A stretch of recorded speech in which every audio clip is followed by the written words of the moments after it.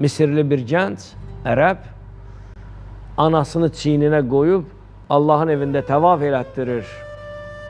İmam dostlarının birinə dedi ki, xoş o gəncin halına. Cənnətlə müjdələndi o gənc dedi. Və gəncə xəbər çatdırırlar ki, Peyğəmbər nəvəsi həc dönəmindədir. Amma sənə bir xəbər göndərdi ki, cənnətlə müjdələndi o gənc. Oğul təvafdan sonra gəlir, əllərin sinəsinə qoyur. Ey Peyğəmbər nəvəsi, Allahın salam və rəhməti olsun sənə. Mənim ünvanımı xoş sözlər dediyi üçün, amma sizə bir dənə sualım var. İmam buyurdu, buyur. Nə sualım var? Görəsən Allah məni bağışladı mı? Görəsən mən anamın haqqını ödəyə bildim mi?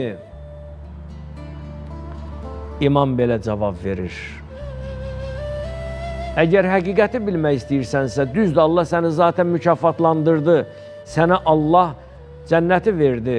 Amma ananın haqqına gəldikdə isə, sən ananın bətnində olduğun zaman onun bir sancısını hələ ödəyə bilməmisən. Bir sancını hələ verə bilməmisən.